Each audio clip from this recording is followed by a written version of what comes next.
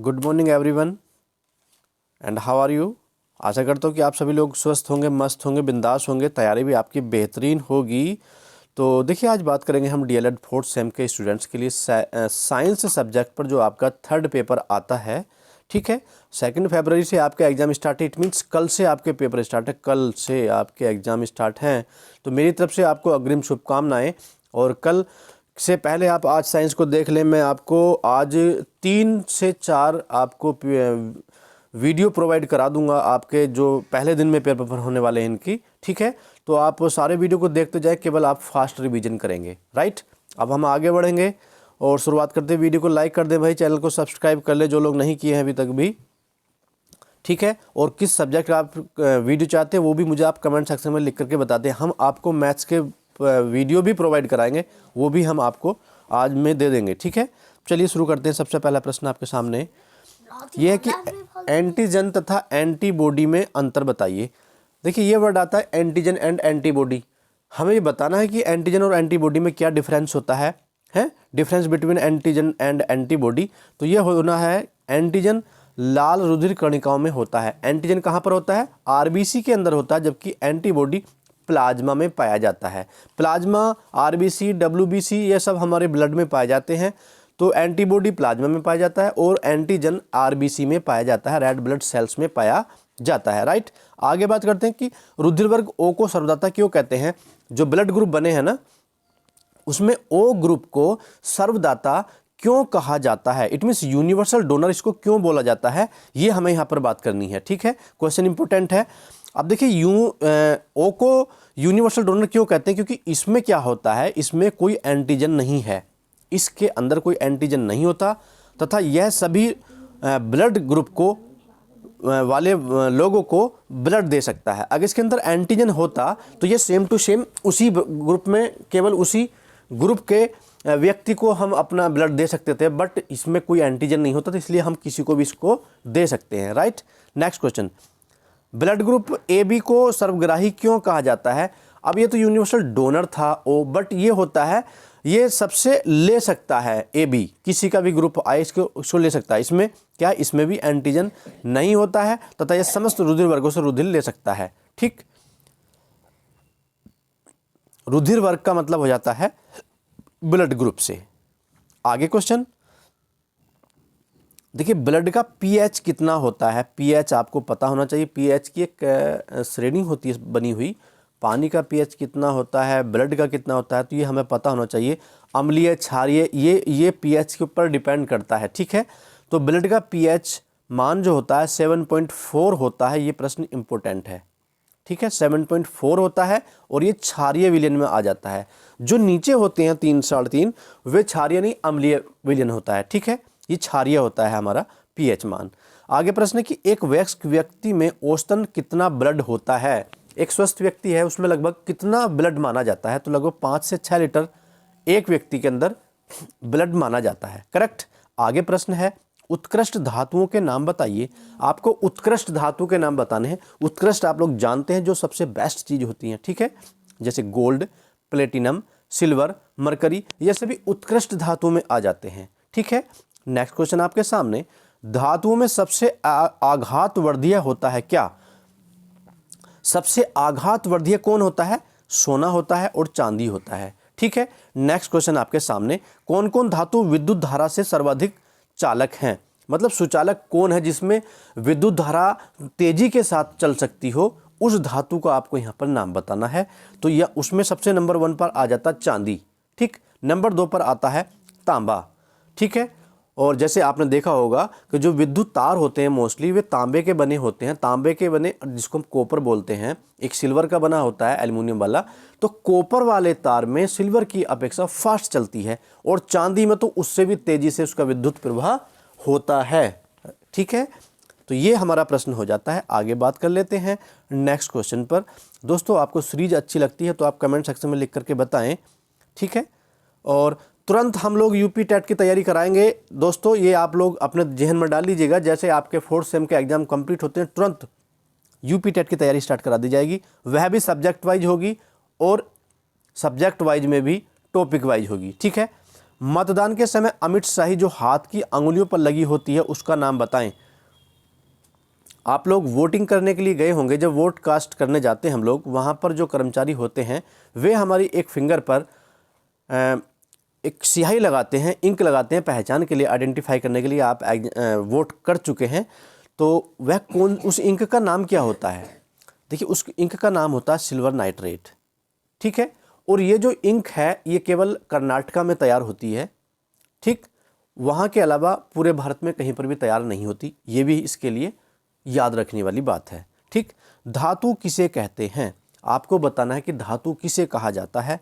तो ऐसे तत्व जो इलेक्ट्रॉन को त्याग कर धनायन प्रदान करते हैं वे धातु कहलाते हैं। जो इलेक्ट्रॉन को छोड़ देते हैं और धनायन प्रदान करते हों तो उन्हें धातु कहा जाता है। 1 नंबर में प्रश्न आ जाता है, कभी कभी डेफिनेशन भी पूछ ली जाती है, ठीक है। सबसे कम घनत्व, सबसे हल्का एवं सबसे प्रबल अपचायक तत्व का नाम बताइए। कौन सा तत्व ऐसा है जो सबसे हल्का भी है, सबसे कम घनत्व उसका होता है और सबसे प्रबल या तो सबसे ज़्यादा अपचायक होता है, तो उसका नाम होता है लिथियम, ठीक है। इसका बैटरी में यूज किया जाता है लिथियम का, करेक्ट। नेक्स्ट क्वेश्चन आपके सामने। मेरा उद्देश्य आपको द्रुत गति से फास्ट रिवीजन कराना है, तो आप लोग मेरे साथ बने रहें और वीडियो को कंटिन्यू देखते रहें। देखिए नेक्स्ट क्वेश्चन कि सबसे प्रबल अपचायात्मक तत्व का अपचायक तत्व का नाम बताइए। तो सबसे प्रबल अपचायक तत्व का नाम पूछा, यहाँ पर तो फ्लोरीन आ जाएगा, ठीक है। और सबसे कम घनत्व वाला सबसे हल्का होता है तो लिथियम का नाम आएगा। किसी तत्व को मिट्टी के तेल में रखते हैं, बताओ कौन सा तत्व ऐसा जिसको हम मिट्टी के तेल में रखते हैं, केरोसिन में रखते हैं, तो वह तत्व होता है सोडियम। जो साइंस के स्टूडेंट हैं उनको तो सब कंफर्म होगा, जो आर्ट्स स्ट्रीम के स्टूडेंट्स हैं उन लोगों को इसको लर्न करना पड़ता है, ठीक है। तो सोडियम को केरोसिन के अंदर रखा जाता है, ठीक है। किस तत्व को की विद्युत ऋणात्मकता सबसे अधिक होती है? कौन से तत्व की विद्युत ऋणात्मकता, नेगेटिविटी उसमें ज़्यादा पाई जाती है? तो फ्लोरीन में ही पाई जाती है, ठीक है, फ्लोरीन। नेक्स्ट क्वेश्चन कि मेंडलीव का आवर्त नियम बताइए। आपको यहाँ पर मेंडलीव के आवर्त नियम के बारे में बताना है। तो आप इस प्रकार से लिखेंगे कि तत्वों का भौतिक एवं रासायनिक गुण उसके परमाणु भारों के आवर्त फलन होता है, ठीक है। तत्वों का भौतिक एवं रासायनिक गुण उसके परमाणु भारों के आवर्त फलन होता है, करेक्ट। ये हो जाता है मेंडलीव का आवर्त नियम। आगे बढ़ेंगे, नेक्स्ट क्वेश्चन आपके सामने ऑन द स्क्रीन। देखिए अयस्क किसे कहते हैं? आपने पढ़ा होगा कि अयस्क किसे कहा जाता है, तो मैं बताता हूं। देखिए अयस्क किसे कहते हैं? जो पदार्थ धातुओं को सरलता से निष्कासित किया जाता है जिससे, ठीक है, वे अयस्क कहलाते हैं, ठीक। जिन पदार्थों से किसी धातु को बड़ी आसानी से, बड़ी सुलभता के साथ में निष्कर्षित किया जाता है, निकाला जाता हो, जहाँ से धातुओं को निकाला जाता हो जिस पदार्थ में से, उसको अयस्क कहा जाता है, ठीक है। जैसे लोहा निकाला जाता है तो उसके अयस्क बोला जाएगा, लोह अयस्क। तो वहाँ से लोहा धातु तैयार की जाती है। मतलब जो अयस्क होता है एक प्रकार से वो रॉ मटेरियल में की कैटेगरी में रख सकते हैं हम लोग, ठीक है। धातु कर्म किसे कहते हैं? हमें बताना है कि धातु कर्म किसे कहा जाता है। तो आंसर आपका इस प्रकार से लिखा जाएगा कि अयस्कों से धातुओं के निष्कर्षण तथा परिष्करण में शामिल समस्त प्रकर्मों को धातु कर्म कहते हैं। धातु कर्म किसे कहा जाता है? धातु कर्म हम इस प्रकार से भी समझ सकते हैं, जैसे हमने मोबाइल को इनपुट दिया, ठीक, और आउटपुट आने तक के बीच का जो प्रोसीजर होता है, ठीक है, जो प्रोसीजर होता है हमारे आउटपुट से आने से पहले का, उस प्रोसीजर को हम धातु कर्म कह सकते हैं।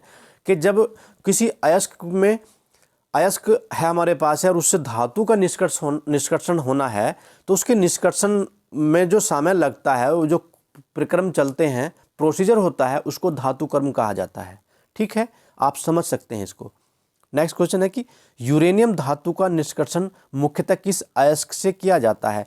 जो यूरेनियम धातु होती है इसका निष्कर्षण इसको किस अयस्क से प्राप्त किया जाता है? तो उस अयस्क का नाम बताएंगे। वह अयस्क होता है पिच ब्लेंड, राइट।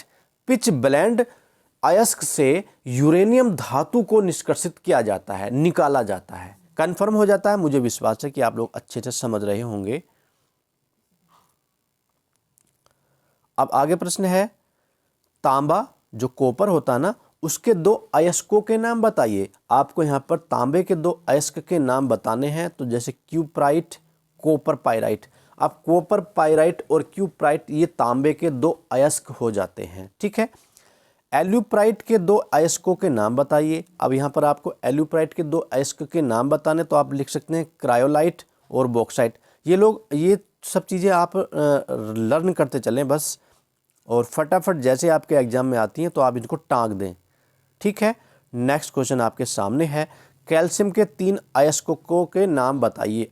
आपको कैल्शियम के 3 अयस्क बताने हैं, तो कैल्शियम में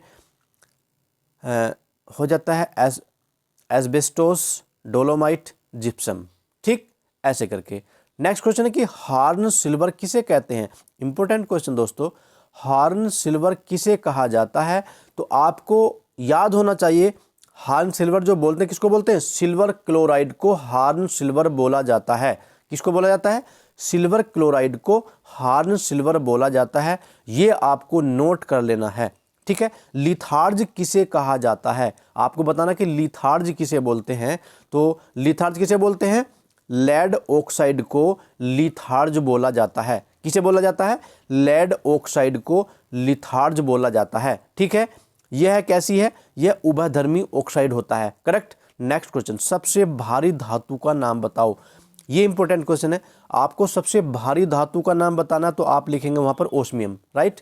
ओस्मियम सबसे भारी धातु होती है, ओस्मियम, ठीक है। अब सबसे कठोर धातु कौन सी होती है भाई, सबसे कठोर धातु का नाम आपको यहां पर बताना है। तो सबसे कठोर धातु में प्लेटिनम आएगा, जिसका जो संकेत होता है, सिंबल होता है, पीटी होता है, प्लेटिनम, ठीक। आप लोग इन प्रश्नों को, मुझे विश्वास है कि सही से समझ गए होंगे। मैंने 25 क्वेश्चंस आपको प्रोवाइड कराए। नेक्स्ट आपके लिए वीडियो जल्दी प्रोवाइड कराता हूं, बस इसको देख लीजिएगा, ठीक है। मिलते हैं नेक्स्ट लेसन में, अपना ख्याल रखें, धन्यवाद, जय हिंद।